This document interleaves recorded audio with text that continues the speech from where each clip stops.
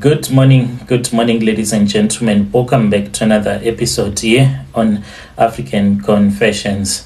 The following story that you're going to be listening to, it comes from a translation of a message that I received. Do you believe that ghosts are real or they are not for real? If so, you can tell me what you think in the comment section. The first message that I have for you, it reads like this.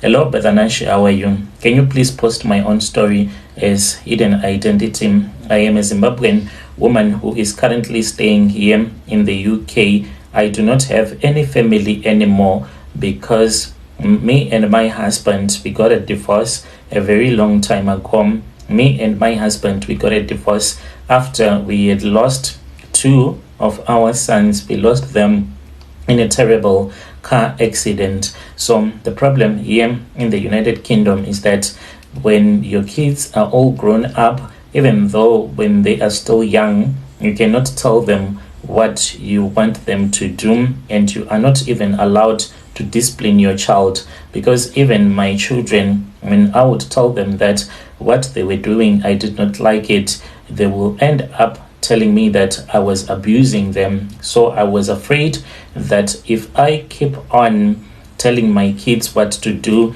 then the system was going to take my children away from me. So I ended up just giving up and letting them do whatever that they wanted to do. From a very young age, my kids, they started drinking alcohol and going to different clubs. It then happened that on that fateful night, they went out as usual to drink alcohol, and when they were returning back, they were overspeeding and they had a very terrible car accident, and they all perished in that accident, which was a very bad thing that happened to me at that time. My husband, he got so depressed. I was married to a white man. He later on got remarried and he forgot about me. Currently, I am 60 years old now. I am living in a care home. I do not have any relative. I don't have anyone that comes to visit me. The only relatives that I had were my siblings, my parents, as well as my kids, but they have all passed away. My husband, whom I thought was going to stand by me, he was too traumatized about the way that we lost both of our children in a single night, and the way that he tried to heal his own broken heart was by getting married and forgetting about me. So I am here, but I am not here to talk about my kids that I lost. No, I want to tell you about something that happened when I was still back home in our country in Zim. I was born and I was raised in a village that is called Koromonzi. That was where I was born and I was raised. My parents, they would go to the city sometimes to sell the produce, and whenever they were not home, there was one of my uncles who was my father's elder brother. So our grandfather, he had two wives, so they always fought because the mothers, they hated each other, and the children, our parents, they grew up also fighting against each other. My father and his other siblings from the other house, they never liked each other. So this is what our uncle would do. Whenever my parents were not at home, he would force us to work in his field. He would force us to herd his cattle whilst his children were doing nothing. And he would tell us that we were never supposed to tell our parents when they would have returned back from the big city that this was what he would make us to do whenever they were not around. So on the day when I saw a ghost, I never knew that ghost really existed, and I never thought that I would live to tell a tale of what happened to me on that fateful night. Just like always, he made me to go and herd his cattle, and when I had brought the cattle back home, he saw that one amongst the cattle was missing. He told me to go and to look for that cow.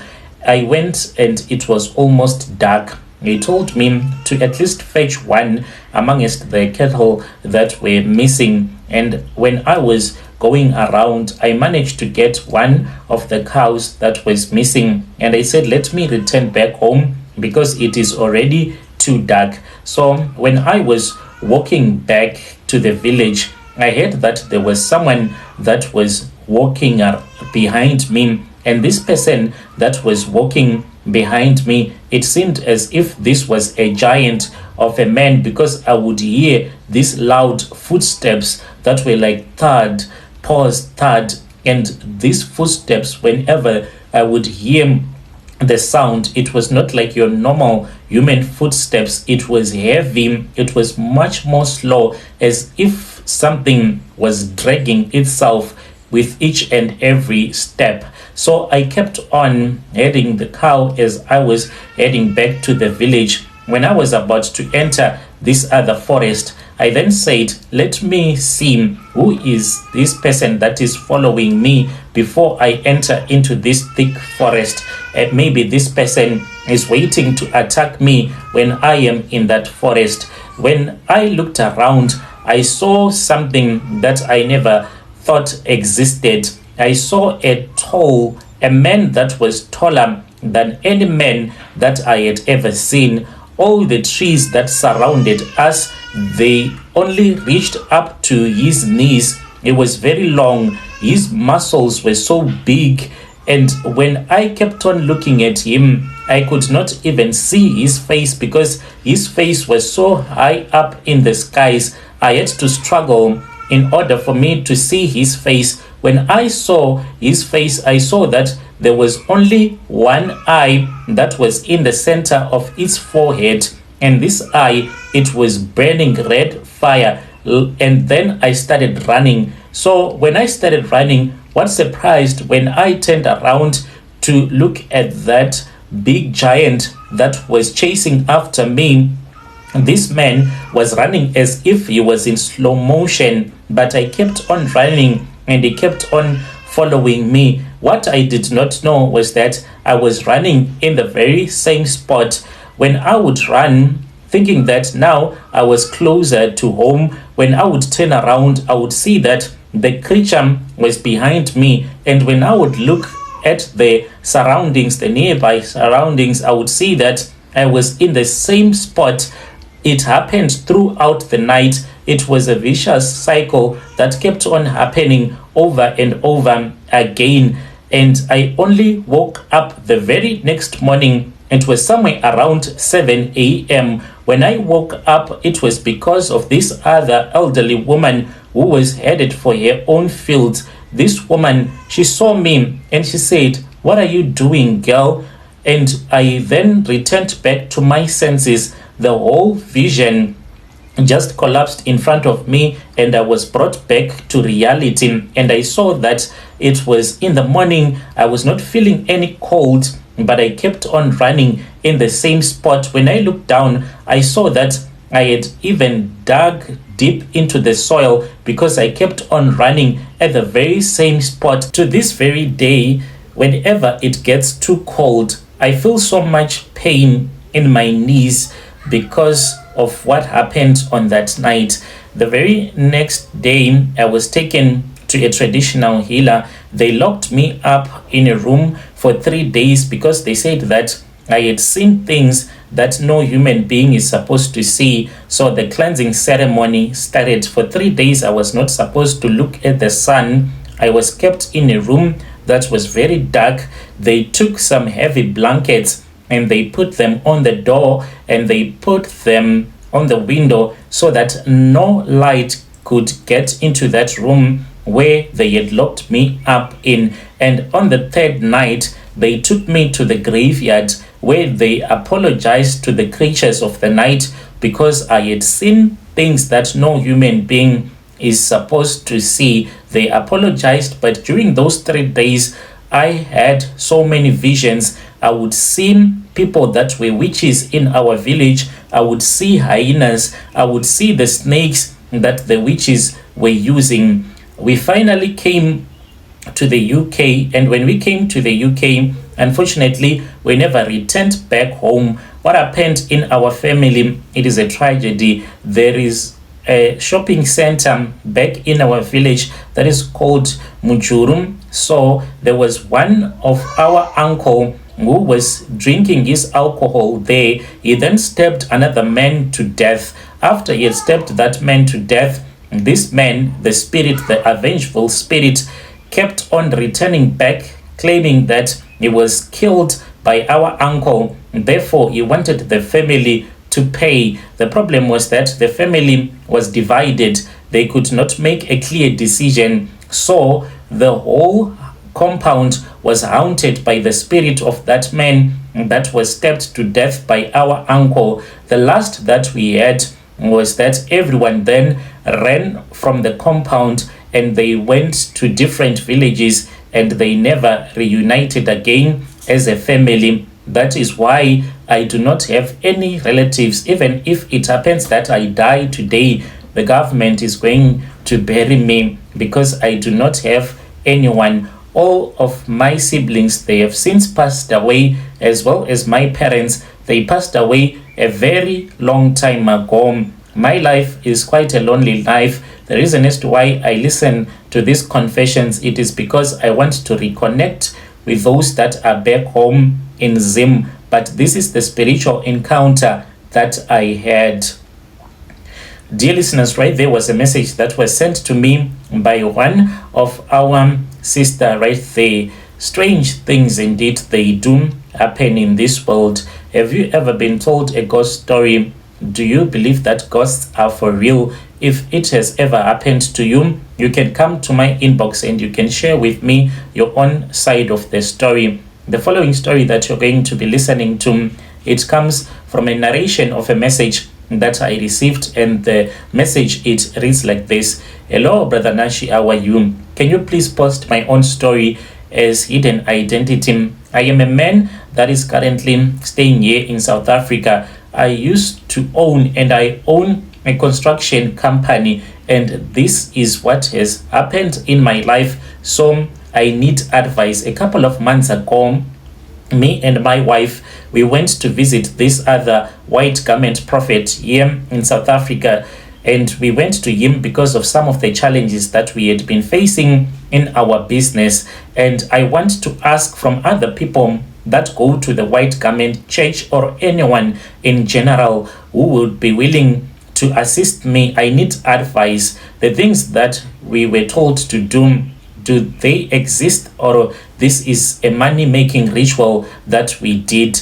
This prophet took us back to this other village back in Zim, and we went to visit another bishop from his church. There was a funeral. They had to bribe some of the relatives of the family where there was a person that had died, because they wanted us to strip ourselves naked and to get into the open grave before they would have buried their loved one. And when we were inside that grave, they started to pour the holy water on us. This was the bishop and the prophet that had traveled with us going back to Zim.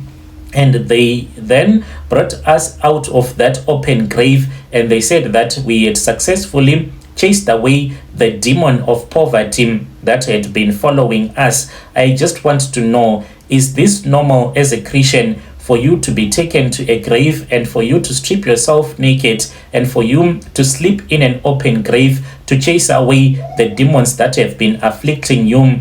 And when we came back to South Africa, I then realized that my business is really growing, and where we used to fail, now we are succeeding in life. What happened? Me and my wife, we were already running this successful construction company. We then went back to Zim because there was one of her auntie who had passed away, and she had last seen her auntie when she was still very young. So we went there for the memorial service. When we were there, my wife, she was named after her auntie, and we were told that since she was named after her auntie who had passed away, she was supposed to clean this other old kitchen that she was no longer using. My wife did not tell me about this. She only told me after she had agreed to do that ceremony. She was taken to that old kitchen that used to belong to her auntie, and she was made to sweep